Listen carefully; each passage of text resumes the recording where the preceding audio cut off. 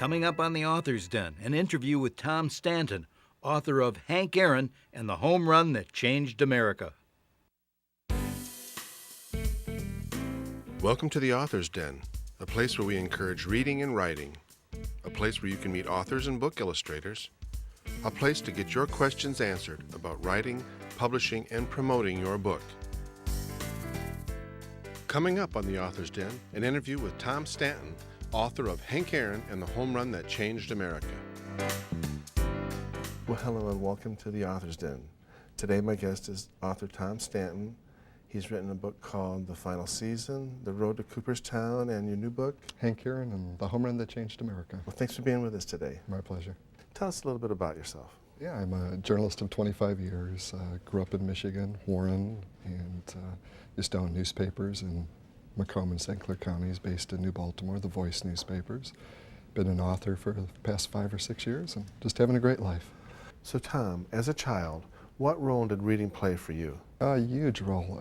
You learn so much just from reading in terms of writing. You read other writers and it just sort of permeates your being. You can learn to write, really, by reading others. I was a huge sports fan, and so for a lot of boys especially, sports are the entree into reading. You start with the sports pages, you expand to magazines and books, and that's how it was for me, and it was out of enjoyment. I was obsessed with baseball as a kid, and so this gave me a great way to start out. When you look back at your life as a child, do you have any favorite books, favorite authors that come to mind? You know, probably more later on. I certainly read, when I was a kid, all of the usual sports biographies of Gordie Howe and Al Kaline and Willie Horton, things of that nature. But later on, is, in terms of the classics, Mark Twain. In terms of more contemporary writers, a guy named Willie Morris, who was a Mississippi-based writer, is my favorite writer. And just a wide variety, really. I tend to focus now on nonfiction and essays and memoir. Talk about your first book, The Final Season. Other than baseball, what's the book really about? It's about a whole lot more than baseball, even though the whole story revolves around baseball. The Final Season is a memoir of the last year at Tiger Stadium, but it revolves around my relationship with my father and my sons and our family, spending much of 9 decades at that ballpark through 4 generations of our family. And it's about coming to terms with the death of a place, and metaphorically the future passing of my father. The book did very well. It won the Casey Award for Best Baseball Book of the Year in 2002, and it's been optioned for film, so hopefully we'll see it on the screen someday. Nice. But I felt compelled in that final year of Tiger Stadium to go to all 81 home games, and the book isn't so much about the baseball that took place there, but about the relationships that developed in that place. A friend told me my real story is how my marriage survived that, but it's certainly, I've attended a whole lot of games in my life. It's played a crucial part in my life, and it's been the location for so many of my wonderful memories with my father and my uncles, men who grew up in Detroit and used to, rooted for the 35 Tigers, and used to tell me stories about Charlie Gehringer and Hank Greenberg and Babe Ruth coming to town. So yeah, it's an important part of the story for me. What is it about baseball that's caused so many of us to be attracted to it, that's made it our national pastime? I think part of it is that there are relationships intertwined with baseball. One of the things that people don't like about baseball, people who aren't huge baseball fans complain that, it's too slow of a game, but it's that slow, it's that slowness of the game, it's that pace that allows you to go to a ballpark and actually get to know the person you're with. You actually spend time speaking and coming to learn more about that person, and I think that's an important part of it. I know that while you were writing The Final Season, you had access to Tiger Stadium and some of the players. Talk about that a little bit. Some of the Tigers that we think most fondly of were guys I had encounters with and interviewed that season, so it was a special time for me. Any nice thoughts, for example, that you have of Ernie Harwell, you can just multiply them. Nice. I was down on the field early in the season, and he recognized that I was out of place. I wasn't one of the beat reporters for the Free Press or News. And he spotted me on the field, came up to me, introduced himself, and kind of took me under his wings for that year. And there was such a privilege. I've interviewed as a journalist some famous people, from Elton John to talked with Hillary Clinton and Mike Wallace, but I never felt as nervous as when I saw Al Kaline sitting alone on the bench at Tiger Stadium. I'm trying to muster up the courage to approach this guy I've idolized all my life. And I sit down next to him on the bench. It's just the two of us. Nobody else is around. He used to come to the park early before the gates would open, so that you could just sit there and he'd be looking out into the field. And these old movies, I imagined, were running in his mind. But I mustered the courage, sat down next to him, and broke the silence. And what really helped was when I asked him about his dad, and he just melted a little bit and started telling me about growing up in Baltimore. We didn't become best friends as I might have hoped when I was a kid, but it was a special moment. Can you generalize that people were receptive to you being down there and writing the story? Did you run into any problems? Or? I don't think they knew precisely what I was doing, and they might have been a little bit leery. But what slant you were going to take? Yeah, and how they would be portrayed. But to their credit, they gave me a lot of freedom, and I can't imagine that there's anything they really would object to in there. It really is a love letter to a place and a time. Well, I went on the website that you used to promote your materials, and you got such glowing reviews for that first book. I mean, a lot of people could really relate to it, I think. Yeah, we were very fortunate. It really seemed to have struck a chord, and it led naturally to the book that followed it. Now, the book, The Road to Cooperstown. Talk about your memories of writing that book, and what was it like to actually go to Cooperstown? The Road to Cooperstown is also a memoir. Both of the first two books were personal stories revolving around baseball, but they're family stories and stories that I think will resonate with other people. But when I was a boy, in 1972, an 11-year-old, I was dreaming of going to Cooperstown, which is where the Baseball Hall of Fame is located. And I was obsessed with this notion. Pestered my dad throughout that summer, but my mom ended up having brain surgery that year, and so we couldn't make the trip. And we'd talk about it in the years following, going to Cooperstown, always intending to someday make it. And lo and behold, almost 30 years had passed. When the final season came out and it won the Casey Award, the Hall of Fame invited me to speak. Oh, nice. Which gave me the opportunity to invite my father, who is now in his 80s, to make this road trip with me. And that's what the Road to Cooperstown is about. It's about a long-delayed journey to the Hall of Fame in Cooperstown. Oh, nice. And it's about the relationships that in our family tie us together, and baseball is a crucial part of that. There are family stories, but there are also baseball stories, and in my case, the two intermingle very much. My favorite moment in the Hall of Fame, maybe I can share that and just give you a sense of how the personal kind of intertwines with the historic. My dad grew up in Detroit, as I mentioned, and he played sandlot ball in the 30s. And one of the guys who was a superstar in the sandlot fields was this guy named Harold Newhouser.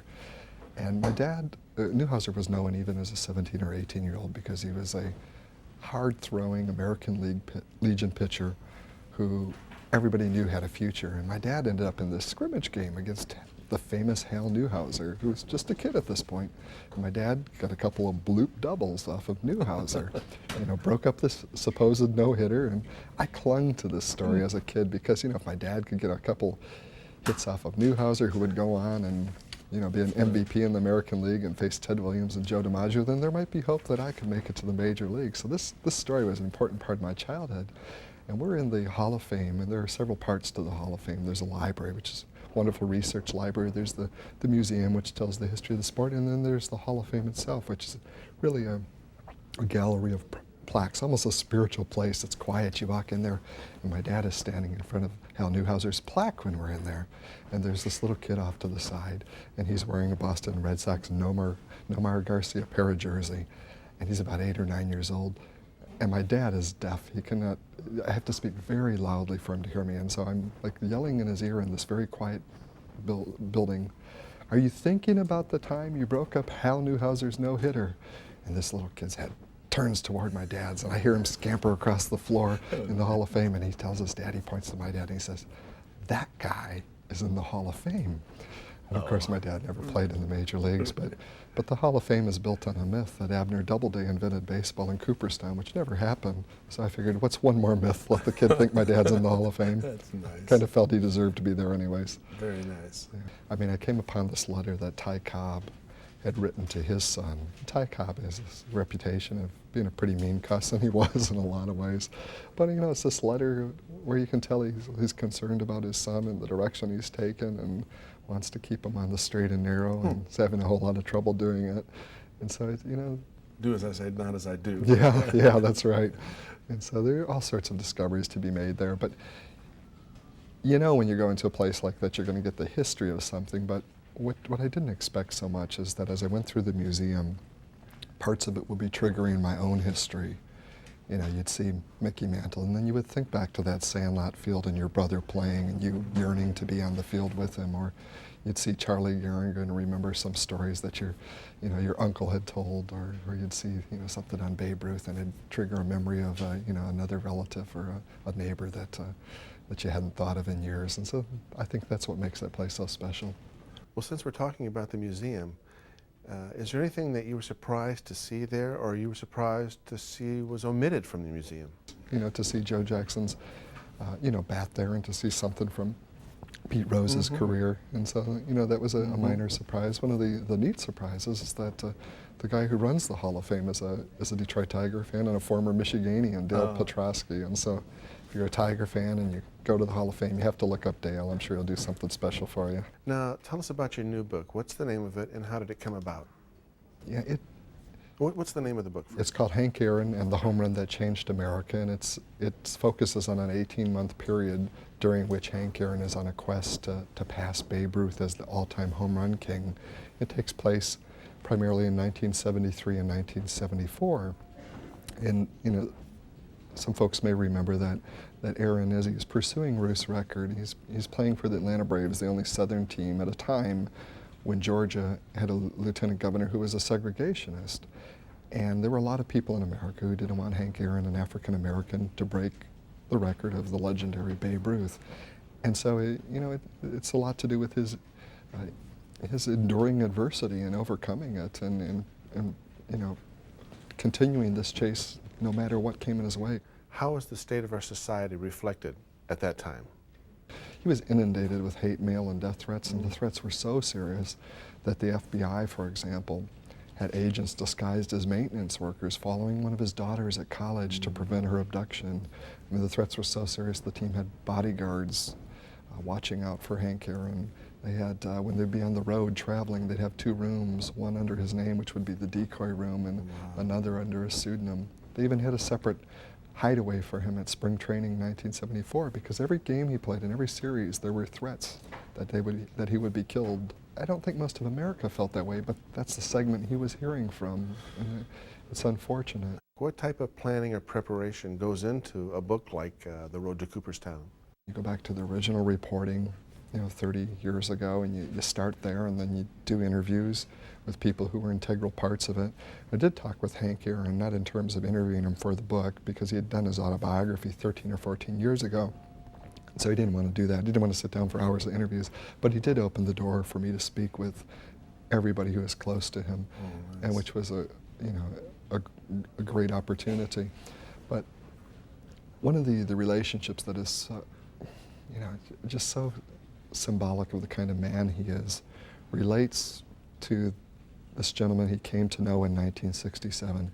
This is a young African-American player living in California, and he was drafted by the Atlanta Braves. And his mother did not want him to go down to the South in '67 to play for the Braves. She was worried about the civil rights dissension and the danger to him personally. So at a workout in Los Angeles, she corners Hank Aaron, this mother of the 17-year-old, and gets him to promise that if her son is drafted by the Braves, that he will watch over him as if he's his own son. And lo and behold, Hank Aaron agrees, takes this young man into his house. The kid is closer in age to his children than Hank Aaron, feeds him, watches over him as he progresses through the minor leagues, and he's on deck in 1974 when Hank Aaron hits the home run that breaks Babe Ruth's record. And that gentleman, all these many years later, is the manager of the Chicago Cubs, Dusty Baker. And Baker was just one of many sources I talked to. And Baker says, my players complain sometime that I can't give a pep talk without mentioning Hank Aaron, that quest and what he meant to me personally. And You get those stories whenever you talk to Hank Aaron's friends. I mean, he's just such a quiet, decent, respectful individual that you don't hear a sour word about him. And I think it's unfortunate. He still hasn't got all the attention he deserves, in my view. I do a lot of speaking engagements, and especially when I speak to children, I'll ask, how many of you have heard of Babe Ruth? Even now, 50 years after his death, most of the hands that grow up in the room, they know who Babe Ruth is. How many of you heard of Hank Aaron? And probably less than a fourth or a fifth of the hands go up. And he's the home run champion, but even now I don't think a lot of people realize it. And at a certain point, growing up, that record was considered the Mount Everest of sports records. Let's back up a little bit. We've talked a lot about baseball. Let's talk some more about books. You've been involved with books all your life, it seems like, as an owner of a newspaper, as a reporter, as an editor. Tell us a little bit about what was involved in writing your books. A little bit different for the first two, The Final Season and The Road to Cooperstown, because they were personal stories, they're memoirs. And though you do a lot of research for memoirs, you're dealing with your own memories, and you don't have to hit the library quite as much because you're relying on the memories of yourself and friends and family. When you do a book like the Hank Aaron book, I'm not part of the Hank Aaron book, I'm a journalist in this case, reporting this third person and uncovering tidbits people maybe didn't know and trying to present it as a compelling story that people want to read and will read. What's different though is you have to, in nonfiction, you have to have very much the straight and narrow. You're focused on the facts. It's an interesting story. You use literary devices to report it, but it comes back to the facts. You have to make sure those right. One of the challenges is when you're dealing with people who are remembering something 30 years ago is that their memories have kind of become glossed over, and they don't always have them accurate. I can't tell you how many times I talked to former ball players who would tell me, well, I remember Hank Aaron coming up in the 9th inning, 2 outs, the bases loaded, hitting this home run, and always they remember the most dramatic home runs, but you go back and check the facts, and well, maybe the home run really was in the 7th inning and nobody was on base, and so you have to do a lot of fact checking, and so that's one of the challenges of writing these kinds of books. I've spoken to a lot of authors over the course of this show, and they're all at varying stages in their career. Some are self-published, some have found editors, some of them are looking for publishers. Talk about that process for you. But I was reading a book of essays by one of my favorite writers, Andre Dubus, and in it he had this beautiful story about this tradition he had with his agent of going to Fenway Park for opening day in Boston every day for 20 years. And he mentioned his agent's name, and I knew instantly that was the guy I wanted to represent this book. And ignorance can be blissful in some cases, because this guy has represented all sorts of New York Times bestsellers. And I just wrote him a letter, and I told him what I had in mind, that I wanted to go to all the games in that final season at Tiger Stadium, and would he consider representing the book? And he wrote back and said, I have a very full client list, and I've vowed not to take anybody else on, so I'm sorry, write back to me in six months if you don't find somebody else. And I wrote back instantly. I said, no, I want you to represent this. And he took me on, a guy named Philip Spitzer. And, we had difficulty selling the project at first, actually, because it was based in Detroit. But he took an interest in your book? Oh, he did, yeah. And so he started shopping it to major publishers in New York. And we ended up with St. Martin's Press, TomStanton Books. And they published the first 2 books, The Final Season of The Road to Cooperstown, and they were outbid for the Hank Aaron book by HarperCollins, William Morrow. So I'm very fortunate. I'm with major publishers, and I have a major agent, and there's film interest in 2 of the books, and 2 of them have been optioned. Maybe they'll become movies, maybe they won't, but they've been optioned anyways.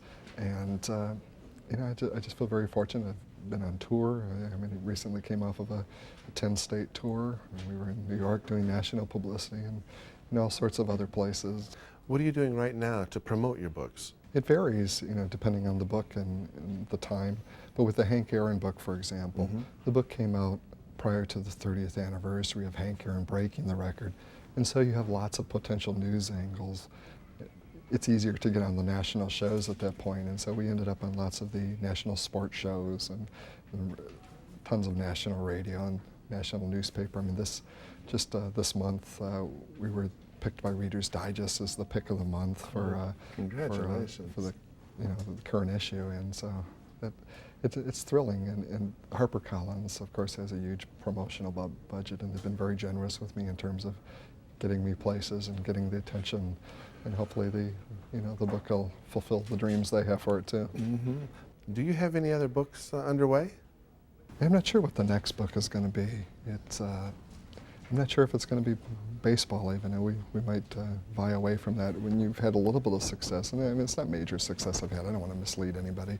But I've had some success with it, and the publishers are inclined to entice you to write another baseball book. They make it attractive to do that. And so I'm sure that's going to be there. But I'm not sure whether I'm going to do another baseball book or go off in another direction. I'm looking at a lot of options, most likely nonfiction. I don't have any background in fiction, so I don't see myself doing that initially.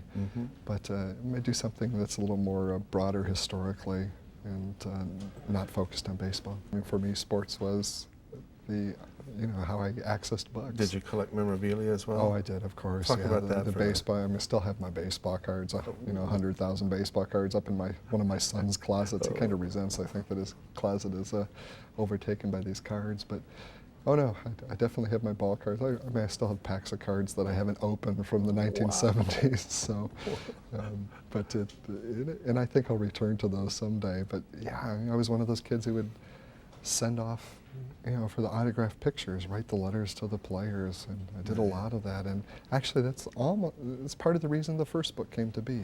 I used to write these letters to the Tigers. I ended up on their mailing list, and every winter you'd get this glorious brochure from the Tigers, a color brochure on season ticket packages. And it had very much a blue-collar upbringing, and we couldn't afford to buy a season ticket package. But I vowed someday that when I was wiser than my father, I would buy one of these 81-game season ticket packages and go to the entire home season. And lo and behold, the years just kind of rolled away until 1999, and it was announced that the Tigers would be spending their last day at Tiger Stadium. I decided, if I'm going to do this, I'm going to have to do it now. Well, as you've gotten older, are there any books that you've read for pleasure, and any authors that come to mind? Oh, yeah. I mean, I mentioned Willie Morris. Willie Morris is one of my favorite authors. He passed away a few years ago. And I love how he's able to evoke certain times and a sense of place. I'm totally unfamiliar. Yeah, Can you talk about him? Sure. Yeah, he's a Mississippi writer, and he just really captures the South of his time of upbringing, which would have been probably the 30s, 40s. Actually, even mainly the 40s. And he just really captures the spirit of a time and place, and so I admire that and his ability to do that. I've read lots of memoirs more recently, from some of the more common ones like The Liars Club by Mary Carr to Mitch Albom's, of course, Tuesdays with Maury, to ones that would be a little more obscure as well. And and I look for books that touch my heart, and I hope I can write books like that. And I think for most of that means, for most people, that means those are books that revolve around relationships. It's not that relationships I've had are so different from the relationships other people have had. They're not, but I hope that readers are able to see themselves in these books. Well, Tom, we've spent a lot of time talking about books and writing and publishing. Do you have any hobbies or other interests? Music is a hobby as well. Actually, I don't usually count this first book. I had a book before the final season, which was an Elton John related book, and I used to publish the International Elton John magazine and run his International Fan Expo. So, that would be that. I don't. My sons all do. They got that from their mom. I wish I could play an instrument. I have no talents in that regard, but I love music. I'm actually flying to Las Vegas next month to see him perform, so it's still a bit of a passion. I know there are a lot of would-be authors that watch the show. Do you have any advice for them? Just persist. When we were first shopping the final season, we had many editors based in New York who said, told my agent, if this book were set in Yankee Stadium or Fenway Park in Boston, then it would be a national book, but this is Detroit and it's Tiger Stadium, and that's kind of regional. And my agent disagreed and I disagreed, and we did mold the book a little bit. You know, we came back and took their concerns to heart and you know, made it more of a father-son story, more of a memoir. A little broader, you mean? Yes, but you know, I probably received 30 rejections, or my agent did. He actually insulated me from some of those. He'd send them to me occasionally, but he didn't want me to get too demoralized. And it wasn't, you know, when we went back out with the manuscript completed, we decided at one point that we were going to stop trying to sell the book based on proposal, which is how you sell a nonfiction book. You usually write a sample chapter and a proposal. And so we decided to, well, since we were getting rejected because of this being a regional kind of themed book, we'd wait until the book was, you know, until I had a manuscript to shop.